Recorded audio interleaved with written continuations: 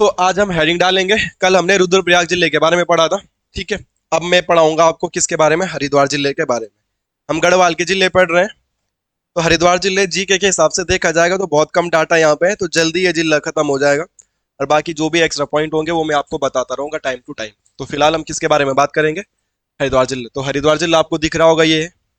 कल हमने रुद्रप्रयाग पढ़ा था, और रुद्रप्रयाग मैंने अभी आपको पूछ भी लिया है, और रुद्रप्रयाग के बारे में आपको बहुत हद तक जानकारी याद भी है। पर कुछ कुछ बच्चों को कुछ भी याद नहीं है।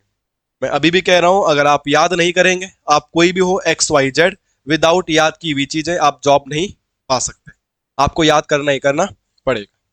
तो हम हरिद्वार पढ़ेंगे, तो हरिद्वार में से बेसिक क्वेश्चन ये आएगा कि ये सीमा कितने जिलों से बनाता। देखो, पौड़ी से और देहरादून से। बाकी ये किसी से भी बॉर्डर नहीं बनाता। जो बाकी ये बॉर्डर बनाते पूरा का पूरा क्या हो गया, यूपी। तो अगर हम पूछेंगे उत्तराखंड के कितने डिस्ट्रिक्ट से बॉर्डर बनाता है, भाई 2 ही डिस्ट्रिक्ट से बॉर्डर बनाता, और बॉर्डर बना ही नहीं रहा था। कल हमने रुद्रप्रयाग पढ़ा था, वो कितने से बॉर्डर बना रहा था, 4। और हमने कल पढ़ा भी होगा इंटरनल डिस्ट्रिक्ट, आंतरिक जिले भी पढ़ाए थे आपको, कितने, 4। तो हमको ये बेसिक बातें पता है, ओके। और बाकी तुम में से कल बहुत सारे बच्चे आए नहीं थे सैटरडे को। छुट्टी मत करो, एक तो तुम्हें कुछ आता नहीं है, ऊपर से तुम छुट्टी कर गए। और हमने कल रुद्रप्रयाग के बारे में पढ़ा था। हमने त्रिजुगी नारायण पढ़ा, केदारनाथ पढ़ा, मंदाकिनी नदी पढ़ा, गांधी सरोवर पढ़ा, केदारनाथ की आपदा पढ़ा। अब कौन सिखाएगा तुम लोगों को, उखी मठ पढ़ा, तुंगनाथ पढ़ा, मदमेश्वर नाथ पढ़ा। इतनी चीजें कौन सिखाएगा आप लोगों को। तो आप लोग एक दिन छुट्टी करते हो, मगर मामला पूरा का पूरा गड़बड़ हो जाता है। कल हमने रीजनिंग में भी कुछ ट्रिक्स सीखे, तो वो तो सब गड़बड़ हो जाएगा ना। तो छुट्टी करना आपका अधिकार नहीं है, ये पॉइंट ध्यान दें आप। अगर आपको नौकरी पानी है, तो टाइम पास करना है तो आप कुछ भी करो। तो आज हम कौन सा जिला पढ़ेंगे दोस्तों, हरिद्वार। तो हेडिंग डालिएगा हरिद्वार, और हरिद्वार के फैक्ट लिखना शुरू करते हैं। कोई दिक्कत किसी को नहीं। तो आज की हमारी हेडिंग होगी हरिद्वार।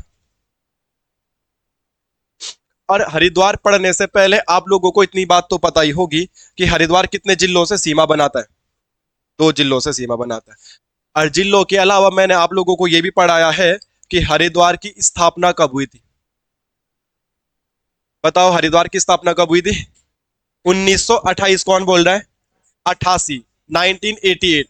मैंने आपको 13 के 13 जिले पढ़ा रखे, कौन कब बना था।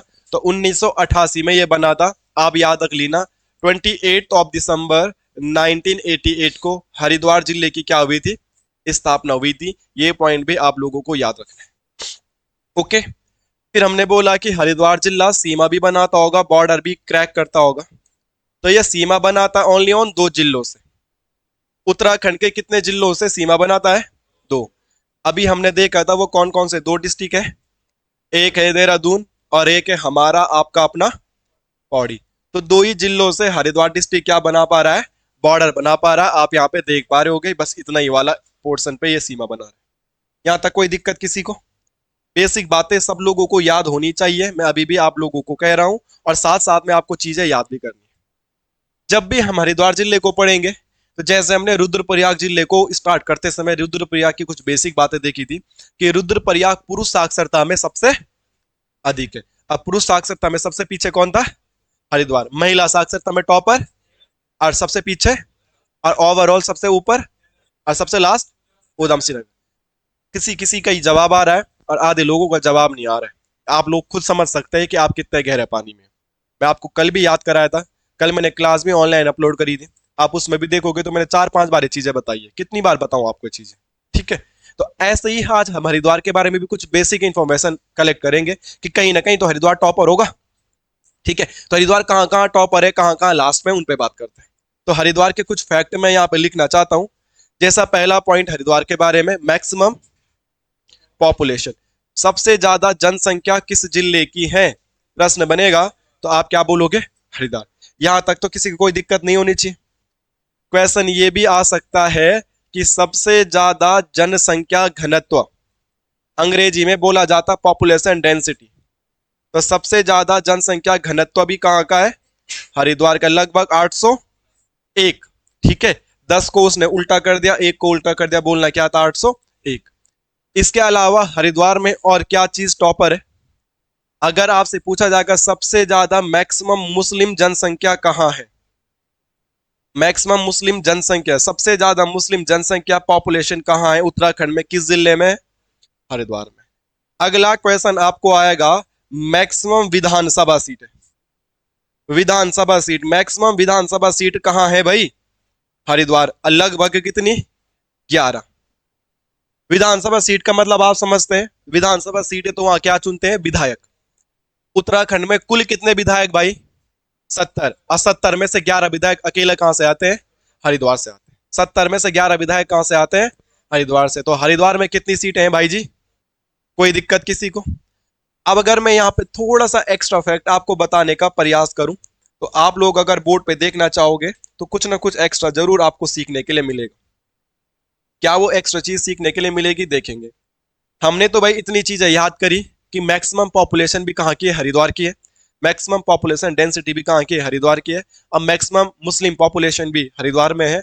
और मैक्सिमम विधानसभा सीट भी हरिद्वार में है। क्वेश्चन आएगा विधानसभा सीटें कितनी है हरिद्वार में? हम क्या बोलेंगे? 11। तो अगर मैं उत्तराखंड की बात करूं, उत्तराखंड की बात, तो उत्तराखंड में जो विधानसभा सीटें कुल कितनी है? 70। विधानसभा जो सीट है, मतलब उत्तराखंड में कुल कितने विधायक बनते दोस्त? 70। ठीक है, उत्तराखंड में कुल कितने विधायक बनते हैं? 70। इस 70 सीटों को अलग अलग भागों में बांट रखा है। ठीक है, एक होती है सामान्य सीट। सामान्य सीट उसे बोला जाता है जैसे तुम सामान्य जाति के हो तो कोई भी आरक्षण नहीं मिलता, तो सामान्य सीट जहां पे कोई भी आरक्षण नहीं मिलता। और जिनको आरक्षण मिलता है उसके लिए बोला जाता है आरक्षित सीट। क्या बोला जाता है? आरक्षित सीट। तो इन 70 में से कुछ विधायक को क्या मिलता है? आरक्षण। और कुछ विधायक क्या है? जनरल वाले। है कि नहीं है? तो कितनी सीटें आरक्षित और कितनी सीटें सामान्य है? तो कितनी सामान्य सीटें बताइए? क्या बोल रहे बताओ? 85। टोटल तो 70 सीट है और सामान्य सीट है 85। 65। तो ये होगा 55। ठीक है, कोई बात नहीं। कितने होगा? 55, 55। ओके। अब 70 में से 55 इधर आ गए तो बचे कितने? 15। तो 15 सीटों पे क्या मिलता है दोस्तों? आरक्षण मिलता है। 15 सीटों पे क्या मिलता है? आरक्षण। उत्तराखंड में कितने विधानसभा सीट? 70। उत्तराखंड विधानसभा में कितनी सामान्य सीट? 55। उत्तराखंड विधानसभा में कितनी आरक्षित सीट? 15। और इस 15 में भी दो प्रकार का आरक्षण मिलता है। एक आरक्षण मिलता है एससी वालों को और एक आरक्षण मिलता है एसटी वालों को। एसटी में आते हैं जनजाति, जहां जनजाति के लोग ज्यादा रहते हैं तो उनका भी स्पेशल क्या बनता है? एक विधायक बनता है, आरक्षण बनता है विधायक। नॉर्मल सरकारी नौकरी में तो ओबीसी, ईडब्ल्यूएस इनको भी आरक्षण मिलता है। पर पूछा जाएगा विधानसभा में जो आरक्षण मिलता है कितने प्रकार का? जस्ट 2। या तो एससी या तो, विधानसभा में कोई विधायक ये नहीं बोलेगा कि मेरा ईडब्ल्यूएस है मेरे को भी आरक्षण दो, कोई नहीं बोलेगा मेरा ओबीसी है मेरे को भी आरक्षण दो। आरक्षण सिर्फ दो ही प्रकार का, कौन सा?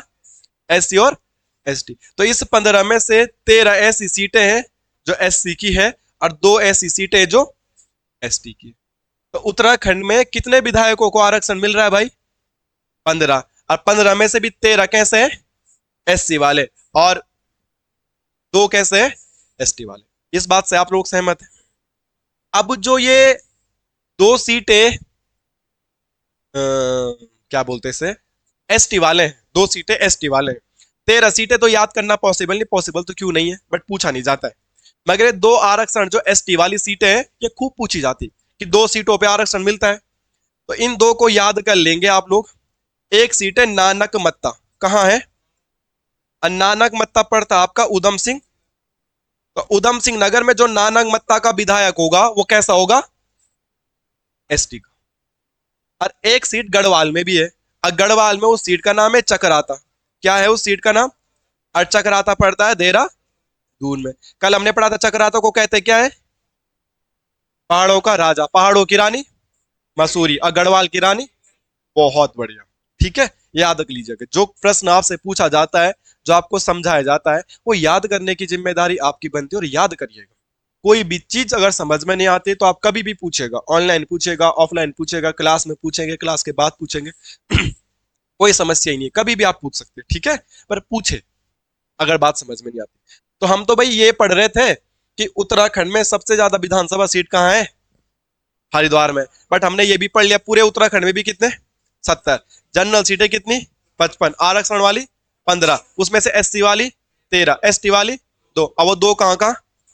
नानकमत्ता और चकराता। चकराता वाली सीट देहरादून और नानकमत्ता वाली उधम सिंह नगर। कभी क्वेश्चन ऐसा पूछ लिया जाता है कि कुमाऊं में एसटी की कितनी सीटें? तो 1, और गढ़वाल में कितनी है? एक।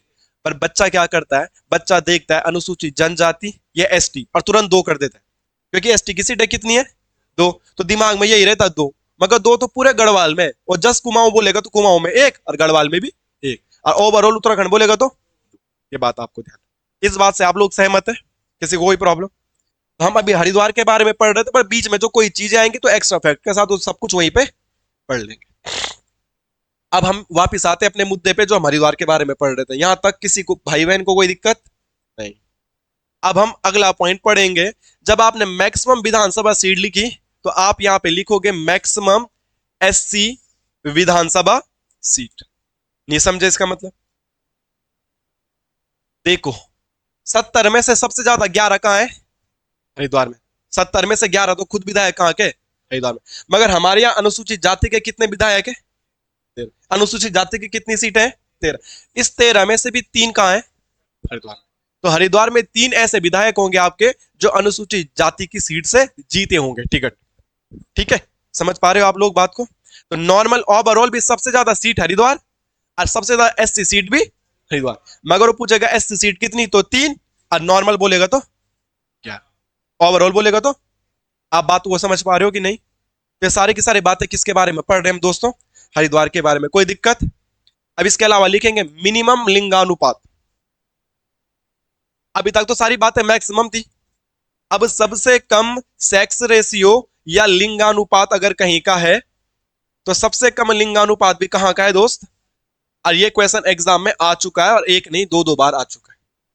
मैं आप सभी लोगों से रिक्वेस्ट कर रहा हूं और ये भी कह रहा हूं कि जितना मैं लिखा रहा हूं वो तो किसी भी हालत में याद होना चाहिए, बट इसके अलावा भी आप अपने एफर्ट लगाइए। आपको मैंने बोला विलोम शब्द, तत्सम तद्भव, पर्यायवाची शब्द, इन चीजों को थोड़ा रिवाइज करिएगा। मैंने आपसे कहा है परीक्षा वाणी के जो आगे के वेल लाइनर उनको देखिएगा। मैं आपको कहा हूं जनजाति और जनगणना कुछ ऐसे टॉपिक है जो बार बार पेपर में आते हैं। तो जनगणना जो हम सेंसस वाला टॉपिक पढ़ेंगे, मैं भी आपको पढ़ाऊंगा, बट आप खुद से भी थोड़ा बहुत सेल्फ स्टडी करोगे, फिर क्लास में आप अटेंड करोगे तो आपको चीजें और ज्यादा से याद हो जाएगी। ठीक है, तो हम वहां पे पढ़ते सबसे कम लिंगानुपात कहां का है दोस्तों, और कितना है? लिंगानुपात का मतलब आप समझते हो, सेक्स रेशियो किसे कहते हैं? प्रति 1000 लोगों पर, या सॉरी प्रति 1000 पुरुषों पर महिलाओं की संख्या। अगर हम लोगों को गिनना शुरू करेंगे ना हरिद्वार में, तो लड़के हो जाएंगे 1000। लड़के कितने हो जाएंगे और लड़कियां कितनी हो पाएंगी? मतलब वहां लड़कियां कम है और लड़के ज्यादा है, वहां लड़कियां कम है और लड़के ज्यादा। समझ में आ रही बात आप लोगों की? तो क्या बोल रहा हूं, मिनिमम लिंगानुपात, सबसे कम लिंगानुपात कहां का होगा दोस्तों? हरिद्वार। तो ये हरिद्वार के बारे में कुछ बेसिक सी बातें थी जो हम लोगों को क्या होनी चाहिए थी। सब बार हरिद्वार आगे आगे आगे आगे था, मगर जब लिंगानुपात की बात आई तो हरिद्वार कहां जाएगा? कोई दिक्कत? एक और चीज, अगर आप हरिद्वार में एक्स्ट्रा लिखना चाहते हो तो आप वो लिख सकते हो maximum railway line. Maximum railway line, तो मैक्सिमम रेलवे लाइन वो कहां है? हरिद्वार। ये बात आप ध्यान रखो, मैक्सिमम रेलवे लाइन कहां है भाई? जैसे हमारे पौड़ी में भी रेलवे लाइन है, यस और नो? पौड़ी में रेलवे लाइन है, यस और नो? है। अब पौड़ी में रेलवे लाइन कितनी है? 1 किलोमीटर और आधा किलोमीटर। कहां? कोटद्वार में। कौड़िया से नीचे जाओगे तो उत्तर प्रदेश लग जाता है। तो गब्बर सिंह नेगी कैंप से लेके और रेलवे स्टेशन तक कितना होगा? 1-1.5 किलोमीटर। उतना ही रेलवे ट्रैक है कितना? पौड़ी में। तो कभी क्वेश्चन आएगा सबसे कम रेलवे लाइन और सबसे ज्यादा रेलवे लाइन। समझ में बात आई? रेलवे लाइन सबसे ज्यादा कहां है?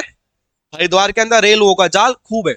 वहां से नजेबाद भी रेलवे ट्रैक आता है, वहां से सहारनपुर साइड भी रेलवे ट्रैक जाता है, वहां से देहरादून भी रेलवे ट्रैक जाता है। तो रेलवे के ट्रैक सबसे ज्यादा का है हरिद्वार, और सबसे कम। क्लियर है? पक्का? अब यहां पे एक और चीज मैं आपको सिखाता हूं। बोलने का हम लोग कहां के? पौड़ी के, बट असलियत में हम रहते का है कोटद्वार में। असलियत में हम रहते का है कोटद्वार। मेरे और पौड़ी के बीच में 4-5 घंटे का रास्ता है। और कोई मुझे, जैसे ऑनलाइन स्टूडेंट मुझे पूछते कुमाऊं के आप कहां के, तो आप पौड़ी के हो, तो मुझसे पौड़ी के बारे में कुछ पूछेंगे तो मुझे कौन सा पौड़ी का ज्ञान होगा? पौड़ी में कहां पे कौन सा स्कूल है, कहां पे कौन सा पंचायत घर है, ये मुझे कैसे पता लगेगा? मैं पौड़ी रहता ही नहीं हूँ, जिला पौड़ी है मेरा, बस रहता तो मैं कहूँ। तो हमें कोटद्वार के बारे में जानकारी है। अब जैसे तुम आते हो भाई सिगड्डी से, तो अगर आपको सिगड्डी के बारे में पूछा जाएगा ज्यादा जानकारी की बजाय मार्केट के। ओके, तो ऐसे ही हरिद्वार तो जिला है, हरिद्वार तो पूरा डिस्ट्रिक्ट है, ये भी हरिद्वार, ये भी हरिद्वार, ये भी हरिद्वार। मगर एक हरिद्वार बिल्कुल मेन बाजार है ना, जहां से हम जाते हैं, हर की पौड़ी वाला हरिद्वार मेन मार्केट। एक हरिद्वार भी तो मेन मार्केट है, जहां पे हरिद्वार रेलवे स्टेशन है, जहां पे हरिद्वार बस अड्डा है। कोई तो गया होगा हरिद्वार रेलवे स्टेशन, हरिद्वार बस अड्डा, वो हरिद्वार मेन हो गया, है कि नहीं है। और बाकी जैसे कि सिकटी भी तो कोटद्वार है, अलाल पानी भी कोटद्वार है। मगर बोलेंगे कोटद्वार गया हूं तो मतलब झंडा चौक वाला, अप्रोक्स वाला। आप समझ पा रहे हो इस बात को। तो ऐसे ही एक क्वेश्चन पेपर में पूछा गया है, अब वो मैं आपको बताना चाहता हूँ। वो मैं आपको इसलिए बताना चाहता हूं कि अगर कभी क्वेश्चन आएगा हरिद्वार तक रेलवे लाइन कब आई, हरिद्वार तक रेलवे लाइन कब आई, तो ये आई 1896। और इसको याद किया तुमने कोटद्वार से, कोटद्वार कब, 97। हरिद्वार कब, तो पहले हरिद्वार आई ट्रेन की कोटद्वार, हरिद्वार में कब आ गई थी ट्रेन, कोटद्वार, टिहरी का घंटाघर। क्लियर है बात है आपको। और हमारा राज्य भवन आपको याद किया है मैंने 97 में क्या क्या चीज याद आ रही है आप लोगों को। देखो मैं अभी भी कह रहा हूं और ऑन कैमरा में ये चीजें कहता हूं कि जितने लोग ट्यूशन जाते हैं या जितने लोग कोचिंग करते हैं या जितने लोगों ने फॉर्म भरा होता है, सबकी जॉब नहीं लगती है। फॉर्म भरने वाले, फिजिकल देने वाले लगभग 80,000 थे। 80,000 के 80,000 की जॉब नहीं लगेगी। 80,000 में से 20-30,000 अगर बाहर भी होंगे फिजिकल में, तो बच्चे 50-60,000, उनकी भी जॉब नहीं लगेगी। जॉब तो भाई 2,000 की लगेगी। वो टॉप 2,000 में आना है, कैसे आना है, कैसे याद करना चीजों, इनको समझना पड़ेगा, ध्यान रखें। तो हरिद्वार में रेलवे लाइन कब आई भाई, 1896। इस बात से किसी को कोई दिक्कत है। मैं मेन हरिद्वार की बात कर रहा हूं। हरिद्वार में एक जगह आता है रुड़की। रुड़की में तो पूरे एशिया में सबसे पहले ट्रेन चल गई थी, पूरे भारत में सबसे पहले ट्रेन चल गई थी। ऐसा तो बोलने का वो भी क्या हो जाएगा, हरिद्वार। मगर मैं मेन हरिद्वार की बात कर, क्वेश्चन ऐसा बनेगा हरिद्वार तक रेलवे लाइन कब बिछाई गई, आप क्या बोलेंगे, 1800। इस बात से आप लोग सहमत है कि नहीं है, पक्का। अब यहीं से मैं एक और क्वेश्चन आपको याद करवा देता हूं, एक्स्ट्रा फैक्ट है तो आप चीजों को समझेंगे। वो इंपॉर्टेंट है इसलिए बता रहा हूं। 1896 के बाद कभी ना कभी 1900 भी तो आया होगा, आया होगा कि नहीं आया होगा। तो यहां पे क्वेश्चन आएगा देहरादून में रेलवे लाइन कब बिछाया गया, कब बिछाया गया, मतलब हरिद्वार तक कब आ गई थी ट्रेन, और हरिद्वार से देहरादून कब गई ट्रेन। और देहरादून में ट्रेन एंड हो जाती है, खत्म, उससे आगे कहां है ट्रेन। देहरादून से कहां जाएगी ट्रेन, उसके बाद तो पहाड़ लग जाता है। जैसे कोटद्वार में भी ट्रेन खत्म, ऊपर कहां जाएगी। समझे आप इस बात को। क्वेश्चन आएगा देहरादून को रेलवे लाइन द्वारा कब जोड़ा गया, हरिद्वार को रेलवे लाइन द्वारा कब जोड़ा गया, और कोटद्वार को रेलवे लाइन द्वारा कब जोड़ा गया। तो आपसे कभी भी पूछा जाएगा, आप कर सकते हैं। अब ये वाला मैंने इसलिए बताया, आप बोलोगे तो अभी देहरादून हम पढ़ भी नहीं रहे, अभी बता दिया मैंने। तो मैंने ये इसलिए बताया कि एक्स्ट्रा फैक्ट में ये क्वेश्चन ऐसा रखा था, 1900 में 100 साल बाद क्या लगा होगा, 2000 लगा होगा कि नहीं लगा होगा, 100 साल बाद ठीक क्या लगा होगा। आज जब भारत में कोई स्मारक, कोई बड़ी चीज या कोई इंपॉर्टेंट चीज 100 साल, 50 साल, 75 साल, जिन्हें होता गोल्डन जुबली, सिल्वर जुबली कुछ बोलते हैं, ऐसा कुछ अचीवमेंट प्राप्त कर लेता है, तो उस पर डाक टिकट जारी कर दिया जाता है। तो अगर आपने ये याद कर लिया कि देहरादून में ट्रेन गई 1900 में, तो आप ये भी याद कर लोगे ठीक 100 साल बाद क्या लगा होगा, 2000। और 2000 में रेलवे लाइन पे क्या बिछाया गया था, वो क्या बनाया गया था, डाक टिकट। तो क्वेश्चन आएगा देहरादून की रेलवे लाइन पे डाक टिकट कब जारी हुआ। मेरे दोस्तों, देहरादून की रेलवे लाइन पे डाक टिकट कब जारी हुआ। ये डाक टिकट उत्तराखंड की रेलवे लाइन पे नहीं हुआ, हरिद्वार की रेलवे लाइन पे नहीं हुआ। देहरादून जाने वाली जो रेलवे लाइन है वो कब गई, 1900 में। 1900 में ठीक 100 साल बाद 2000, और सरकार ने उसकी याद में 100 साल बाद क्या जारी कर दिया, डाक टिकट। तो देहरादून की रेलवे लाइन पे डाक टिकट कब जारी हुआ दोस्तों। अभी बताओ आपको किसी को इसमें कोई समस्या, दुख, तकलीफ है, पक्का। आगे बढ़े हम। तो ये बात है हरिद्वार की बेसिक्स। हरिद्वार में सबसे ज्यादा क्या चीज है, सबसे कम क्या चीज है, ये चीज हमने देख ली। सब चीज हरिद्वार में ज्यादा ज्यादा ही है, कम एक ही चीज थी, क्या, लिंगानुपात। लिंगानुपात सबसे कम कहां का है, हरिद्वार में। मतलब हरिद्वार में पुरुषों की संख्या ज्यादा और महिलाओं की संख्या, इस बात से सहमत है आप। और कितना है, 880। जनघनत्व 801, याद हो जाएगा। ट्रेन कब आई, 96 में। और देहरादून कब गई, 1900 में। और 100 साल बाद, याद हो जाएगा। तो मैं क्लास में सब कुछ याद रहता है, बहुत बेहतरीन तरीके से जवाब देते हो, मगर नेक्स्ट डे कल पूछूंगा तो फिर याद नहीं करते। ये बहुत गलत बात है। आप याद करिएगा, आदत डालिएगा पढ़ने का, पढ़ने का टाइम बढ़ाइएगा। अब हम कुछ बात करते हैं निक नेम्स की। हरिद्वार के बहुत सारे नाम हमें देखने के लिए मिलते हैं, तो आपको ये चीजें याद करनी पड़ेगी कि क्या है क्या नहीं है। हरिद्वार का एक नाम है चारों धामों का प्रवेश द्वार। क्या है? चारों धामों का प्रवेश। ये किसे बोला जाता है? हरिद्वार को। प्रवेश द्वार में आपको बहुत सारे लिखाया हूं। अगर पूछा जाएगा गढ़वाल का प्रवेश द्वार, कुमाऊं का प्रवेश द्वार, काठगोदाम, है ना, कॉर्बेट नेशनल का प्रवेश द्वार, ढिकुली, ढिकुली या डिकाला, एक ही नहीं है। गंगोत्री यमुनोत्री का प्रवेश द्वार, मसूरी, ठीक है। जौहार का प्रवेश द्वार, मुनस्यारी। दुनिया भर के प्रवेश द्वार है, मैं आपको बहुत सारे लिखा चुका हूं, और जो जो जिले हमने पढ़े नहीं होंगे वो हमने लिखे नहीं होंगे। तब क्या आपसे पूछा जाएगा चारों धामों का प्रवेश द्वार कौन सा है भाई? मैंने तुम्हें यह भी बताया होगा बद्री घाटी का प्रवेश द्वार, बद्रीनाथ का प्रवेश द्वार किसे बोलते हैं? विष्णु प्रयाग को। कैसे हो यार तुम, सब एक से बढ़ के एक मूर्ख। विष्णु प्रयाग में जय विजय पर्वत पढ़ाया होगा, अलकनंदा नदी, धौलीगंगा नदी पढ़ाया होगा, पहला प्रयाग पढ़ाया होगा, और उसी को क्या कहा जाता है? बद्री घाटी का प्रवेश द्वार। आपको प्रवेश द्वार याद रखने भाई, एंट्री गेट पूछे जाते हैं। तो चारों धामों का प्रवेश द्वार, कहते हैं जब चार धाम यात्रा करते तो पहले गंगा नदी में हरिद्वार में डुबकी लगाई जाती है, तो पहले हरिद्वार आते हैं लोग। तो चारों धामों का प्रवेश द्वार क्या मान लिया जाता है? इस बात से आप लोग सहमत है? इसके अलावा जब हम ऐतिहासिक तथ्य देखते हैं, एक आता महाभारत और एक आता स्कंद पुराण। तो महाभारत में हरिद्वार को कहा गया है गंगा द्वार, और स्कंद पुराण में हरिद्वार को कहा गया है माया क्षेत्र। तो दो नाम आते हैं क्या? अगर क्वेश्चन आएगा महाभारत में हरिद्वार के लिए किस शब्द का प्रयोग किया गया है? गंगा द्वार। और अगर कहा जाएगा स्कंद पुराण में क्या, वेद पुराण के नाम तो सुने ही होंगे ना, तो स्कंद पुराण में क्या बोला गया? माया, माया क्षेत्र। तो ये शब्द किसके लिए यूज किए गए? हरिद्वार के लिए। किसी को इस बात में कोई दिक्कत है? पक्का?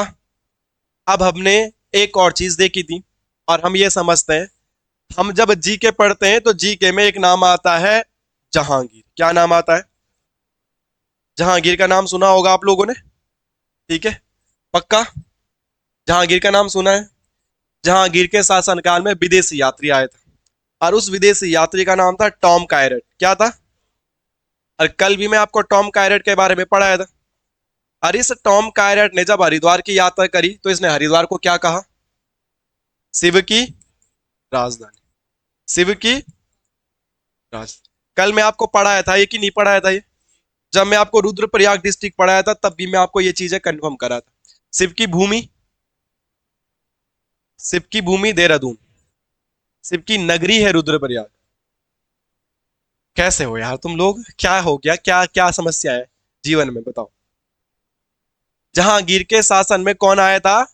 टॉम कायरर। और टॉम कायरर ने हरिद्वार की यात्रा की तो उसने उसे क्या बोला था? Capital of Shiva. और कैपिटल ऑफ शिवा को हम क्या बोलेंगे? शिव की राजधानी, शिव की नगरी रुद्रप्रयाग, शिव की भूमि देहरादून। कोई दिक्कत यहां तक?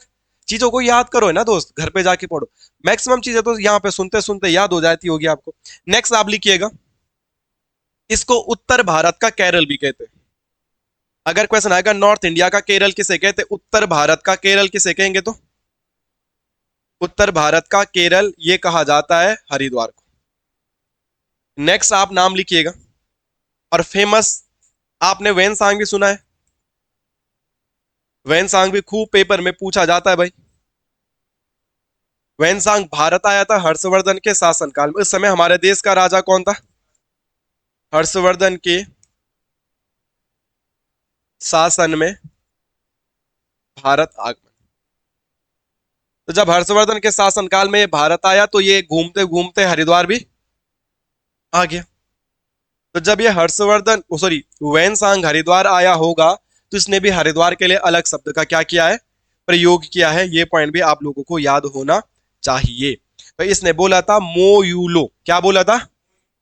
हरिद्वार को इसने क्या कहा? अगर पूछा जाएगा तो आप क्या बोलेंगे? मोयूलो। अपनी लैंग्वेज में कहा होगा इसने, इसका ट्रांसलेट करके निकाला जाता है मयूरपुर। क्या निकाला जाता है? अगर क्वेश्चन आएगा वैनसांग ने हरिद्वार को क्या कहा? मयूर। ये सारे के सारे नाम किसके हैं भाई साहब? हरिद्वार के हैं। ये पॉइंट आप लोगों को याद रखना है, इंपॉर्टेंट, ठीक है। इसके अलावा हरिद्वार का एक और नाम देखने के लिए मिलता है हमें, अब वो देखने के लिए मिलता है कपिला। क्या देखने के लिए मिलता है? कपिला इसलिए कि हरिद्वार में एक ऋषि मुनि थे जिनका नाम था कपिल, ऋषि कपिल। तो कपिल जी की तप स्थली यहाँ पे थी, उन्होंने यहाँ पे तपस्या किया था, तो इसीलिए हरिद्वार के लिए एक शब्द का प्रयोग कर दिया जाता है, कपिला। तो किस जिले को कपिला नाम से भी जाना जाता है, आप क्या बोलेंगे? हरिद्वार को बोलेंगे। ये वाला पॉइंट भी आप लोगों को अच्छे से याद कर लेना है, इंपॉर्टेंट करके। कोई दिक्कत किसी को? इसके अलावा हरिद्वार का एक और नाम है कुपिला, या इसी को क्या बोलेंगे? कायोपिल। क्या बोलेंगे? तो कुपिला या कायोपिल भी किसे कहा जाता है? हरिद्वार। ये किसने कहा? तो ये कहा था सरुद्दीन ने। किसने कहा था? कौन है ये सरुद्दीन? तो ये है तैमूर लंग का सेनापति। कौन है? तैमूर लंग का सेना, एक विदेशी आक्रमणकारी है जिसका नाम है तैमूर लंग। क्या नाम है इसका? इसने भारत की जनता में बहुत अत्याचार किए और बहुत ज्यादा लूटपाट मचाई है। किसने? तैमूर ने, अपने शासनकाल में। जब इसने नॉर्थन इंडिया को लूटा है तो लूटपाट मचाते मचाते, अत्याचार करते करते ये हरिद्वार तक भी पहुंचा होगा। ये हरिद्वार तक भी पहुंचा होगा। जब राजा आया होगा तो राजा का सेनापति भी आया होगा, और इसके सेनापति का नाम क्या है? तो इस सरुद्दीन ने हरिद्वार को किस शब्द का प्रयोग किया है? कायोपिलिया, कुपिला। तो ध्यान रखना, कपिला अलग है और कुपिला अलग है। सेम सेम लग रहा है बट दोनों के दोनों क्या है? डिफरेंट है, अलग अलग। तैमूर लंग बहुत अत्याचारी था, बहुत परेशानी इसने जनता को किया था। इसीलिए जब करीना कपूर ने अपने बेटे का नाम तैमूर रखा होगा तो उस समय आपने देखा होगा खूब मीम्स बने थे, खूब वायरल हुआ था, खूब कंट्रोवर्सी हुई थी, खूब ट्रोल किया गया था। नाम रखना कोई गलत नहीं है। अगर गलत होता तो हमारा कोर्ट, हमारा न्यायालय उस पर केस करता, जेल में डालता। तो आप अपना नाम कुछ भी रख सकते, इसमें कोई ज्यादा प्रॉब्लम नहीं है। मगर जो जनता थी वो भावना जो आहत हो रही थी, जो ट्रोल हुआ था, वो ये बोला था कि इतने सारे नाम है मुसलमानों में, इतने मुसलमान है ना, सैफ अली खान, तैमूर लंग भी, वो तैमूर खान जो है वो भी तो क्या होगा? मुसलमान होगा। कि इतने मुस्लिम नाम है पर फिर भी आपने वही नाम चुना जिसने भारत की जनता पे पूर्व में अत्याचार किए। आप वो नाम कैसे रख सकते? आप नाम कुछ भी रखिएगा, नो प्रॉब्लम एट ऑल, मगर आप वैसा नाम रख रहे हो जिससे हमारी भावनाएं क्या हो रही है? आ, अब जैसे कि आपके साथ पूर्व में कुछ बुरा हुआ है ना, आपकी गर्लफ्रेंड आपको छोड़ के चलेगी, ब्रेकअप हो रहा है, खूब रोए धोए आप। आपका एक दोस्त है वो बार बार बात करता है, निकिता। अरे अब तुम्हें से पता है कि इसकी गर्लफ्रेंड से निकिता छोड़ के चलेगी, वो बार बार निकिता निकिता बोल रहा है, तो मतलब अच्छा नहीं लग रहा ना? वो बोल सकता है निकिता, परंतु भावनाएं क्या हो रही है? आहत हो रही है, ठेस पहुंच रही है। तो नाम कुछ भी रख दो, पर तैमूर लंग क्यों रखा यार? यही नाम क्यों रखा? इसलिए थोड़ा कॉन्ट्रोवर्स हुई। ये तो तैमूर तो नाम उसका अभी भी है ही।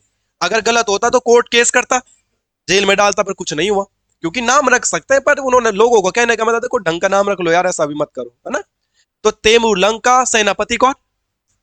सरुद्दीन। असरुद्दीन ने हरिद्वार को क्या बोला? कुपिलाया। बात नहीं आई ना समझ में? आई पक्का? और हवेन सांग ने क्या बोला? मोयूलो। और सरुद्दीन ने क्या बोला? कुपिलाया कायोपिल। पक्का? सरुद्दीन किसका सेनापति भाई? तैमूर और तैमूर थोड़ा सा नेगेटिव, नेगेटिव एलिमेंट, आप गुंडा समझ लो, आप अपने जमाने का खतरनाक गुंडा जिसने काफी अत्याचार किए। पुरानी फिल्मों में होता है ना गुंडा, ठीक है, आजकल की फिल्मों में तो गुंडे भी थोड़े स्टाइलिश होते हैं, और हवा हेलीकॉप्टर में बैठ के आते हैं और होटलों में बैठके होती है। मगर पहले के वो ऐसा रहता है, जंगलों में था, जैसे रूपा फिल्म नहीं है, रूपा वाली, वो पुशअप मार रहा है कहीं, तो मतलब पुराने गुंडा ऐसे थे ना। जैसे आपने गब्बर वो फिल्म नहीं देखी, शोले, उसका गुंडा भी पहाड़ों में जंगलों के अंदर घूम रहा है। वो पुस वो फिल्म रूपा वाली फिल्म में भी गुंडा पुशअप पुशअप मार रहा है कहीं। आपने पूरा मेला फिल्म, मेला लगेगा गुज्जर, आप मिथुन के अमिताभ बच्चन की कोई फिल्में देखी होंगी, तुमने गुंडा जंगलों में लड़ाई झगड़ा कर रहे हैं। और आजकल की कोई भी फिल्म देख लो, गुंडा कहाँ होगा? दुबई से कर रहा होगा बात, कहीं होटल में होगा, या कैसा स्टाइलिश गुंडा ना, गुंडे थोड़ा स्टाइलिश हो गए। पहले जमाने में गुंडे थोड़ा सस्ते थे ना तो जंगलों में। तो ये भी पुराने जमाने का एक अत्याचारी गुंडा है, कौन? तैमूर लंग। और उसका सेनापति सरुद्दीन। असरुद्दीन ने क्या बोल दिया? कुपिला, कुपिला या कायोपिल। कोई दिक्कत इसमें? तुम्हें अभी तक तो याद रहता है 1-2 घंटे तक, उसके बाद कैपेसिटी तुम्हारी खराब हो जाती है पेपर 3 महीने बाद होगा, 3 महीने तक याद रखना चीजों को। नेक्स्ट लिखिएगा। इसको अंग्रेजों की कब्रिस्तान भी कहा जाता है। किसको कहा जाता है? अंग्रेजों की कब्रिस्तान। तो हरिद्वार जिले को अंग्रेजों की कब्रिस्तान भी कह दिया जाता है। नेक्स्ट, इसमें और क्या पढ़ेंगे वो भी चीजें देखते हैं। ये बात हरिद्वार के निक नेम की थी। इन निक नेमों में आपको किसी को कोई दिक्कत है तो बताओ। कोई दिक्कत? ये सारे के सारे नाम किसके हैं? हरिद्वार। अब हरिद्वार के बारे में भी और भी फैक्ट है। पहले हरिद्वार में वो चीजें देखी थी, देख लीजिएगा, जो वहां मैक्सिमम थी। फिर हमने हरिद्वार के नामों के बारे में चर्चा करी कि क्या क्या नामों से हरिद्वार को जाना जाता है। बट इसके अलावा भी हरिद्वार में और भी फैक्ट है। और क्या फैक्ट है हरिद्वार में, वो थोड़ा हम समझने का प्रयास करें। और फैक्ट क्या है हरिद्वार में, आप देखिएगा। अगर कभी पूछा जाएगा खांडव वन कहाँ है, खांडव वन तो कहाँ है? ये जाना जाता है पांडवों के प्रवास हेतु। पांडवों के प्रवास, जब पांच पांडवों ने अपने भाइयों को या कौरवों को युद्ध में हराया था, तो उसके बाद वो पश्चाताप कर रहे थे। अब मैंने कहा था पश्चाताप करने के लिए शिव जी से या शिव से माफी मांगने के लिए इधर से उधर भटक रहे थे, तो वो खांडव वन में भी प्रवेश किए थे। तो खांडव वन की तुलना कहां से की जाती है? हरिद्वार के जंगलों से। तो क्वेश्चन आएगा, पांच पांडवों के दौरान या महाभारत में जो आपने खांडव वन का जिक्र किया है, कौन सी जगह है वो खांडव वन? हरिद्वार के। तो खांडव वन का संबंध कहां से आता है? हरिद्वार के जंगलों से आता है। समझ में आ रही है आप बात को? इस बात समझे आप? इसके बाद हमने वो कहानी भी बताई होगी आपको, जब केदारनाथ में गए थे, सांड का रूप धारण कर लिया था, धरती में सरा कुबड़ पकड़ लिया था, तब हम बोलते केदारनाथ में पृष्ठ भाग की पूजा होती है। तो जब वो इधर से उधर जा रहे थे, तो खांडव वन का जो जिक्र आता है वो कहाँ का जिक्र आता? हरिद्वार के जंगलों के लिए। ठीक है, तो क्वेश्चन आएगा खांडव वन उत्तराखंड के किस जिले से संबंधित है? आप क्या बोलेंगे? कोई दिक्कत किसी भाई को इसमें? पक्का? इसके अलावा हरिद्वार में पूछा जाएगा गंगा नदी का मैदानी भाग में प्रवेश। क्या बोला? गंगा नदी का मैदानी भाग में प्रवेश। आपने देखा होगा गंगा नदी गंगोत्री से अगर देखा जाए भागीरथी आ रही है, सतोपन से अलकनंदा आ रही है, दोनों का संगम कहां पे हुआ? देवप्रयाग में। वहां से और ऋषिकेश को होते हुए और कहां पहुंच गई भाई? हरिद्वार। अब हरिद्वार जैसी गंगा नदी पहुंचती है, अब पहाड़ खत्म ना, हरिद्वार के बाद अब यूपी जाएगी सहारनपुर होते हुए, अब यूपी से बिहार होते हुए पश्चिम घाट, सारे के सारे क्या मैदान। अरे प्लेन्स वाला एरिया नहीं आ गया? आप नीचे गए होंगे हरिद्वार सहारनपुर यूपी, वहां पर्वत कहाँ है? आपको पहाड़ तभी दिखता है जब आप दिल्ली जाते हो। दिल्ली जाते हैं आप एंट्री देखो, आपने कूड़े का एक पहाड़ देखा होगा बड़ा सा, 15-20 तो बिल्डोजर ही खड़े रहते हैं वहां, देखा किसने हो? तो वहां एक ही पहाड़ है बस, बाकी मैदानी भागों में पहाड़ कहाँ है? तो गंगा नदी मैदानी भागों में कहां से प्रवेश करती है? इससे पहले गंगा नदी पहाड़ों में थी, अब वो प्लेन्स में आ गई। और गंगा नदी जब प्लेन्स में प्रवेश करती है, तो हरिद्वार वाले क्षेत्र में गंगा नदी को दो नदियां मिल जाती है। एक नदी का नाम है सोलानी। क्या? सोलानी। और एक नदी का नाम है रतमऊ। क्या बोला? तो कभी क्वेश्चन आएगा सोलानी और रतमऊ किसकी ट्रिब्यूटरी है, किसकी सहायक नदियां हैं? तो गंगा। और क्वेश्चन ऐसा आएगा हरिद्वार में कौन छोटी छोटी दो नदियां गंगा नदी में मिलती है? तो सोलानी और इस सोलानी नदी को हम आगे भी पढ़ेंगे जब आप हेडिंग लिखोगे रुड़की। क्या हेडिंग लिखोगे? रुड़की। तो रुड़की किस नदी के तट पे है? सोलानी। ठीक है, तो रुड़की भी तो हरिद्वार में ही आता है। तो क्वेश्चन आएगा हरिद्वार में दो छोटी सी नदियां गंगा में मिलती है, तो हम बोलेंगे यस, पर कौन सी दो मिलती है? सोलानी और रतमो। इनका संबंध भी किससे है? गंगा नदी से। कोई दिक्कत यहां पे? उसके बाद हरिद्वार का अगला पॉइंट, ये बात मैं आपको कल पढ़ाया था कि जो ये हरिद्वार है, ये दो पर्वतों के बीच में बसा हुआ है। ठीक है, एक पर्वत का नाम है नील पर्वत और एक पर्वत का नाम है विल्ब पर्वत। तो नील पर्वत और विल्ब पर्वत कहां है? क्वेश्चन आएगा तो हरिद्वार में। यह हरिद्वार किन दो पर्वतों के मध्य बसा हुआ है भाई? नील पर्वत और विल्ब। आप समझ पा रहे हो इस बात को? अरे आप समझ रहे हो इस बात को? कर्णासम किन दो पर्वतों के मध्य था? हेमकूट, मणिकूट। और फूलों की घाटी नद और गंधमादन। अच्छा ये बताओ कि भरतखंड और खर्चाखंड के बीच में कौन है? केदारनाथ। ठीक है, और नर और नारायण के बीच में कौन है?